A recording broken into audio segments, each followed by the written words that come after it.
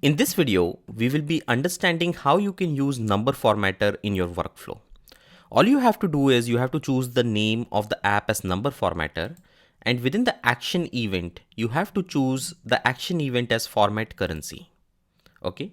As soon as you do that, you just have to click the connect with number formatter button, and this will actually give you multiple options to in a way that you can format a currency in any specific way that you want. The first field is the number field.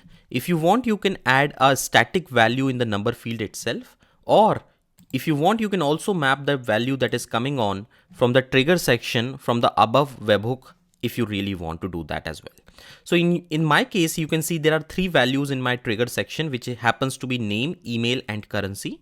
So what I'm doing is I'm just mapping the currency value right here in the number section. Specify the currency to be used for formatting. Example USD, INR, Euro. So in my case, I'm using the currency code as USD. Then it is asking us for a currency locale. Specify the locale to be used for currency formatting. Because every currency has different type of locale, you can actually define and select different type of locale, whatever you want to do. In my case, I've chosen English United States as the currency locale. And then there is a currency format, and you can see there are multiple currency formats which are available right here.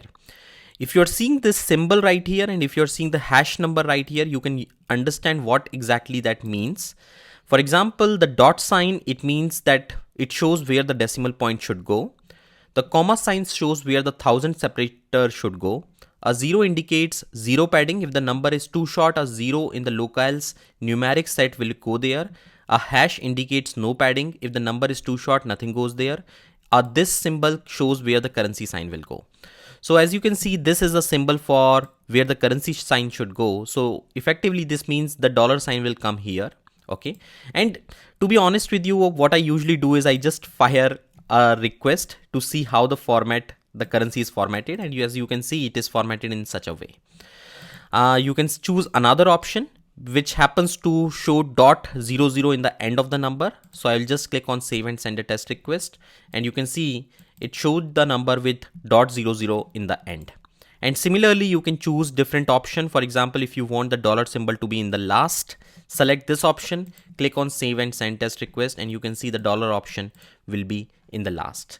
So as you can see, this is how the number formatter format currency works. And this is how you can implement the very same thing within your workflows. Thank you.